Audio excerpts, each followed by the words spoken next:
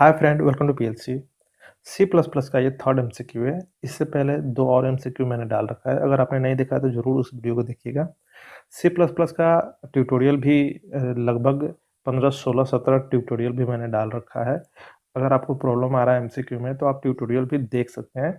आप प्लेलिस्ट में जाकर चेक कीजिएगा, BPSC TRE 2.0 C plus plus. उसमें आपको ये सारा चीज़ सी प्लस प्लस से रिलेटेड मिल जाएगा। तो चलिए अब शुरू करते हैं वीडियो को। जो पहला क्वेश्चन आपको दिख रहा है, ये एक लाइब्रेरी फंक्शन के बारे में पूछ रहा है। ऐसा लाइब्रेरी फंक्शन जो चेक करता है कैरेक्टर को कि वो टैब है या स्पेस है। जो भी कैरेक्टर, देखिए स्पेस भी अपने आप में एक कैरेक्टर है। टैब जब हम लोग दबाते हैं तो कुछ ब्लैंक स्पेस जो क्रिएट होता है वो भी एक तरह से कैरेक्टर ही है। तो उसे चेक करने के लिए एक फंक्शन होता है जिसे हम लोग बोलते हैं is blank. Is blank function ही ये सब चेक करता है। तो सही आंसर क्या हो गया? डी। दो नंबर जो क्वेश्चन है इसमें आपको आउटपुट बताना है। क्वेश्चन लग रहा होगा काफ़ी लंबा है, लेकिन इसे सोल्व कर सकते हैं, आसान है ये। इसमें आपको एक क्लास दिख रहा होगा, क्लास ना लिख के यहाँ पे स्ट्रक्ट लिखा हुआ है। मतलब देखिए, स्ट्रक्चर और क्लास सेम काम करता है, हल्का सा का अंतर होता है, ठीक है। तो टाइम नाम का क्या है? क्लास है। इसके अंदर 3 मेंबर वेरिएबल हैं। और उसके बाद मेन फंक्शन में देखा जाए तो एक टी ऑब्जेक्ट बनाया जा रहा है। जो भी मेंबर वेरिएबल है इनमें वैल्यू दे दिया गया है, आवर, मिनट और सेकेंड के लिए, ठीक है। एक यहाँ पे फंक्शन है जो बस डिक्लेयर किया गया है, ठीक है। ये कोई मेंबर फंक्शन नहीं है, ये फंक्शन इसी तरह है, ठीक है। अब इस फंक्शन में हम आते हैं तो ये फंक्शन आपको यहाँ देखने को मिल रहा है, ठीक है। फंक्शन डिफिनेशन कहाँ है? यहाँ पे है। ये फंक्शन क्या कर रहा है, पहले हम इस पे विचार कर लेते हैं। तो फंक्शन जो काम कर रहा है, ये कहीं ना कहीं कैलकुलेशन कर रहा है। जो भी आपका आवर है, मिनट है, सेकेंड है, ठीक है, इन सबको कैलकुलेट करके कहीं ना कहीं सेकेंड में कन्वर्ट कर रहा है। जो भी मतलब टोटल कितना सेकंड हुआ उसको कैलकुलेट कर रहा है। बस ये फंक्शन का काम इतना ही है। तो देखिए, मेन फंक्शन में इस फंक्शन को यहाँ पे कॉल किया गया है एक मैसेज के साथ, टोटल सेकंड। अब ये टोटल सेकंड कैलकुलेट करके जो भी रिजल्ट आएगा वो यहाँ पे आ जाएगा। जैसे कि इसका सही आंसर हो जाएगा ए, तो यहाँ पे रिजल्ट आ जाएगा 19845। तो आपको आउटपुट में स्क्रीन पे दिखेगा टोटल सेकेंड 19845। काफ़ी आसान था, लेकिन प्रोग्राम थोड़ा सा लंबा था। 3 नंबर पे आते हैं हम लोग। देखते हैं, कह रहा है कि what will happen when the structure and class, structure या क्लास इज डिक्लेयर। जब भी आप स्ट्रक्चर या क्लास बनाते हैं तो उस समय कोई मेमोरी का एलोकेशन नहीं होता है, ठीक है। तो ए इसका सही आंसर होगा, ठीक है। It will not allocate any memory. Memory का एलोकेशन तो तब होता है जब आप ऑब्जेक्ट बनाते हैं। 4th नंबर क्वेश्चन पे क्या कह रहा है? What we can not do on a void pointer. Void pointer, pointer का टाइप अगर वॉइड है तो आप उस पर पॉइंटर अरिथमेटिक परफॉर्म नहीं कर सकते हैं। 5वें नंबर में देखिए, एक छोटा सा प्रोग्राम है, आपको आउटपुट बताना है। अब देख लीजिए प्रोग्राम क्या कर रहा है। पॉइंटर पे आधारित है। एक पॉइंटर है इंटीजर टाइप, एक पॉइंटर है वॉइड टाइप। और इफ में एक कंडीशन लगा दिया गया है, चेक किया जा रहा है दोनों पॉइंटर क्या इक्वल टू हैं, मतलब कि इसका इक्वलिटी चेक किया जा रहा है। तो ये इक्वल ही होंगे तो आपका आउटपुट में आ जाएगा इक्वल। तो ये इसका ऑप्शन सही होगा। कहने का मतलब ये है कि वॉइड पॉइंटर जो होता है ना, उसको अगर किसी भी पॉइंटर के साथ कोई रिलेशनल ऑपरेशन परफॉर्म कर रहे हैं तो वो टाइप कास्ट हो जाता है उसी टाइप में, तो वो बराबर हो जाता है, ठीक है। वो क्या हो जाता है? बराबर। वॉइड का कोई अपना रूप नहीं होता। जैसे समझ लीजिए ना, पानी, पानी में जो रंग डालते हैं उसी रंग का हो जाता है। वही हो गया वॉइड के साथ। वॉइड अगर इंटीजर के साथ मिलेगा तो इंटीजर हो जाएगा, वॉइड अगर फ्लोट के साथ मिलेगा तो फ्लोट हो जाएगा। जिसके साथ मिला ठीक वैसा ही हो गया। 6 नंबर, आपको करेक्ट स्टेटमेंट इसमें ढूंढना है, ठीक है। तो करेक्ट स्टेटमेंट क्या है? तो इसको आपको पूरा पढ़ना होगा। करेक्ट स्टेटमेंट क्या है? इसका सही आंसर हो जाएगा D. A variable can have more than one reference. यही इसका सही है। बाकी जो भी स्टेटमेंट लिख रहा है वो गलत है।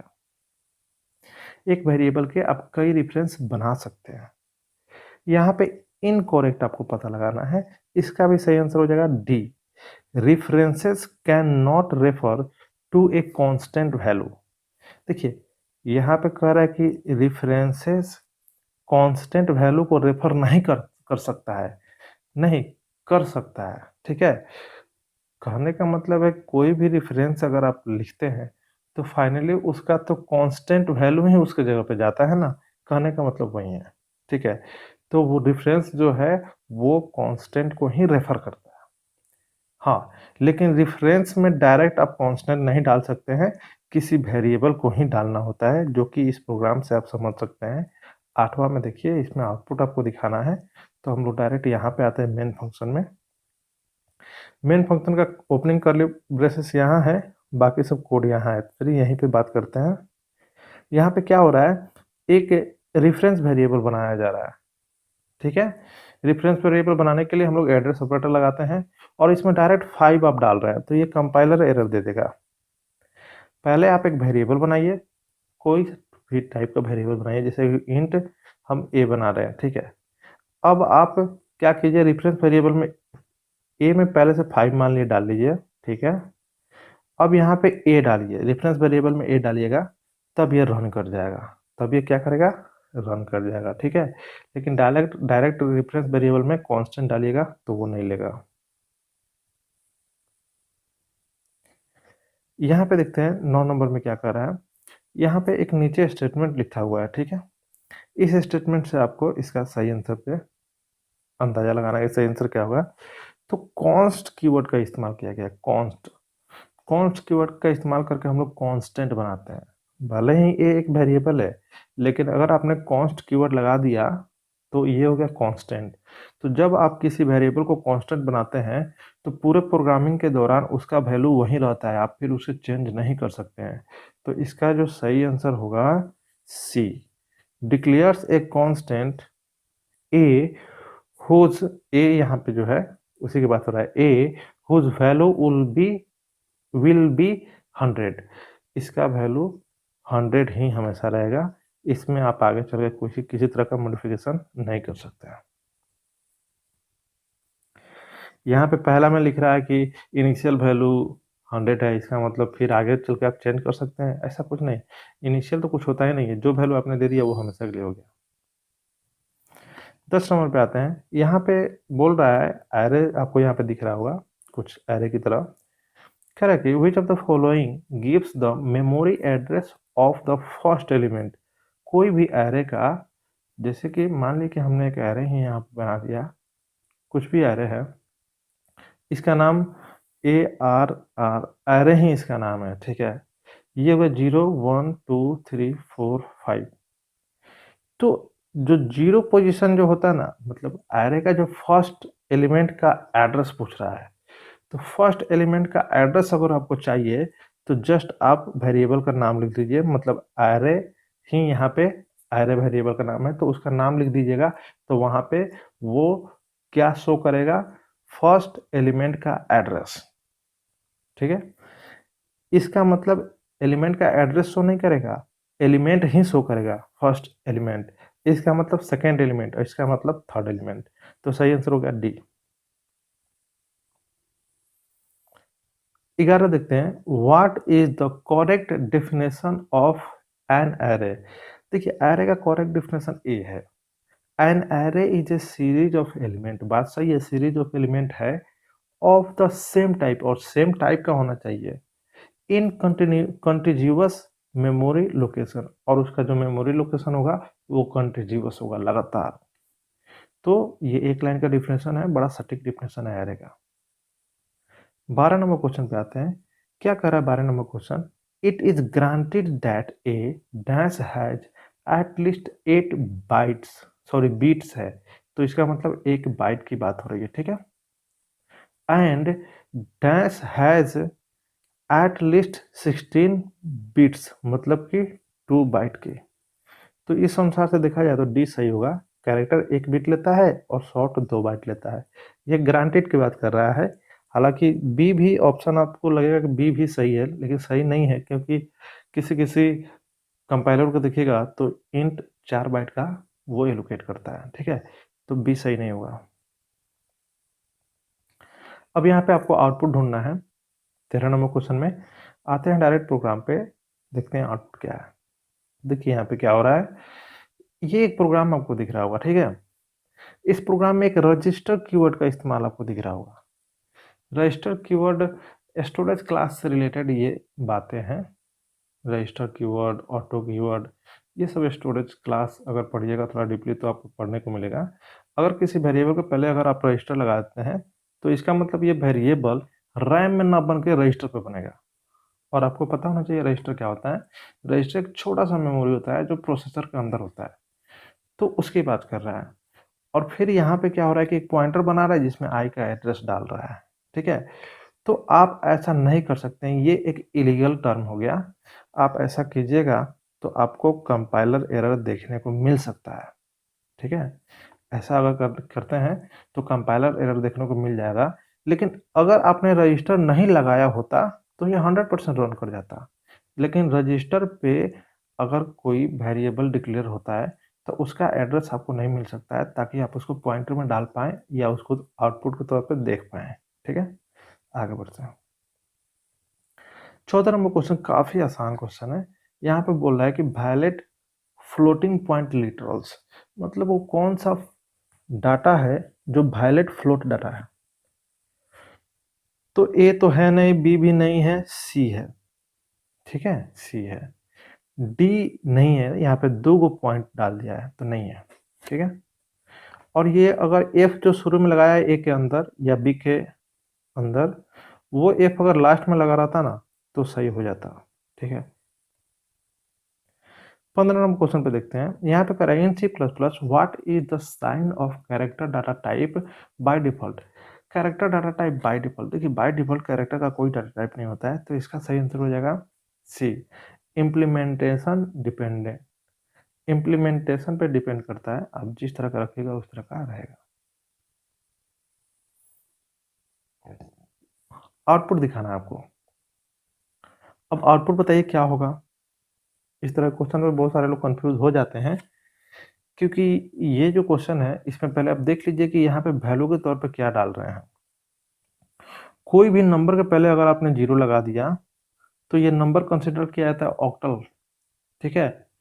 तो ये ऑक्टल है, ठीक है। ए में आपने ए में क्या डाल रहा है, क्या डाल रहे हैं आप, ऑक्टल, ठीक है। तो आप ऑक्टल डाल रहे हैं, लेकिन जब आप प्रिंट करा रहे हैं ए को तो यहाँ पे परसेंट डी का आपने इस्तेमाल किया। हालांकि ये सी का क्वेश्चन है, ठीक है, लेकिन सी प्लस प्लस में भी ये रन कर जाता है।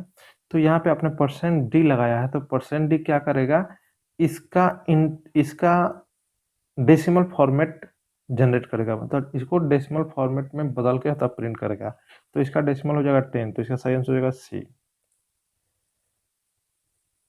चलिए 17 number question, is bool a fundamental data type in C plus plus. Yes, boolean यहाँ पे डाटा टाइप होता है।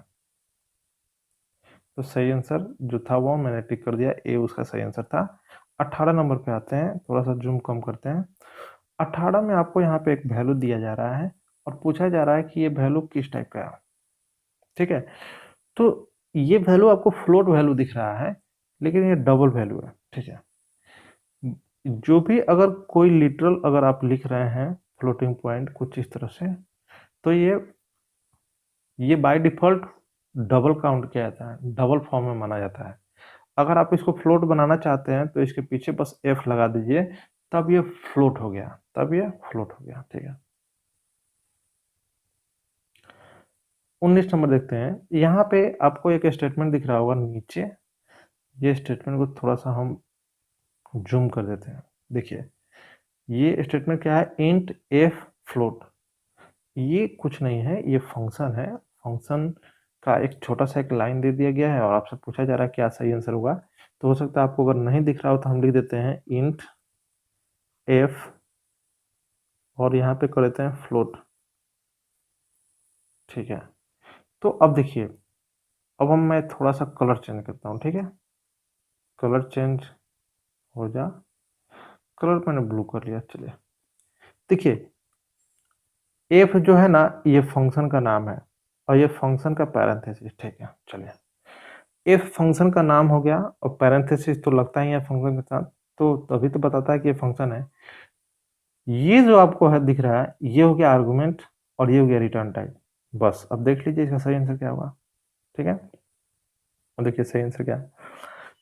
इसका मतलब है कि ये आर्गुमेंट के तौर पे क्या लेगा, फ्लोट लेगा और रिटर्न करेगा इंटीजर। तो पहला तो ऑप्शन गलत है। ठीक है, दूसरा, F is a function taking an argument of type float and returning N integer, सही है, बी सही होगा। ठीक है, ये रिटर्न करेगा इंटीजर और आर्गुमेंट के तौर पे लेगा फ्लोट।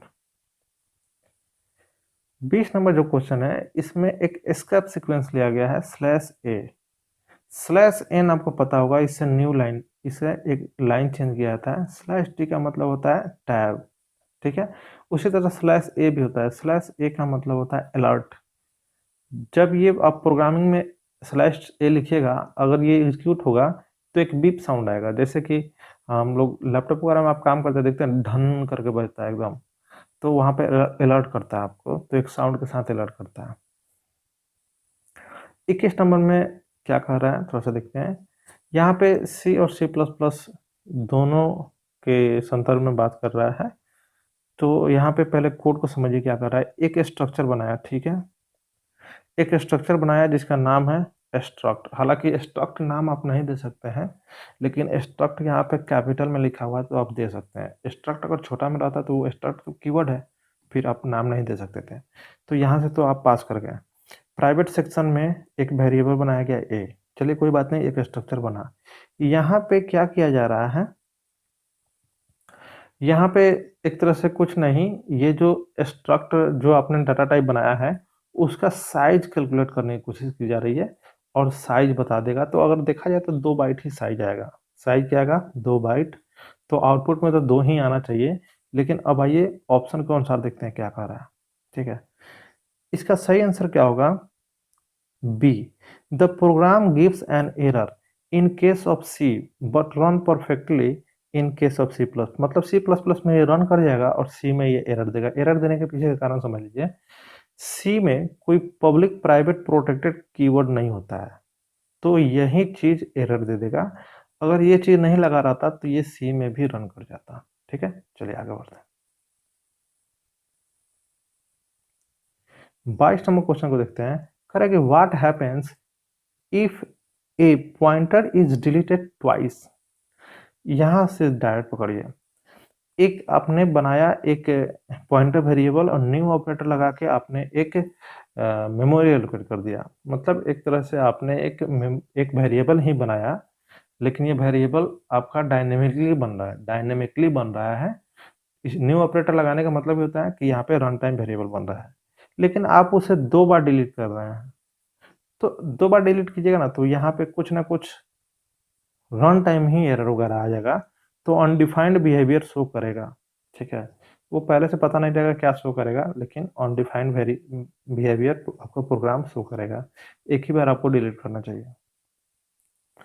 23 नंबर क्वेश्चन देखते हैं। कह रहा है कि which of the following is used to make an abstract class. Abstract class बनाने के लिए प्योर वर्चुअल फंक्शन का इस्तेमाल किया जाता है। ठीक है, डी का सही आंसर होगा। 24 नंबर में क्या कह रहा है कि आपको करेक्ट पता लगाना है। ठीक है, देखिए इसमें करेक्ट सब है।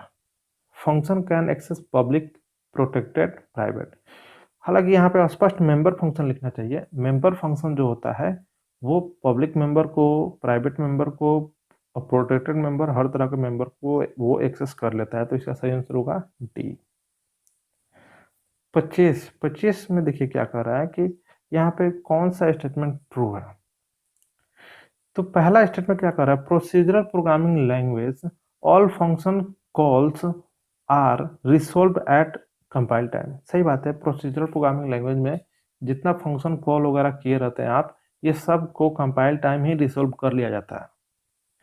लेकिन ऑब्जेक्ट ओरिएंटेड प्रोग्रामिंग में कंपाइल टाइम रिजॉल्व, केवल कंपाइल टाइम ही रिजॉल्व नहीं होता है, कंपाइल टाइम के साथ साथ रन टाइम भी रिजॉल्व होता है।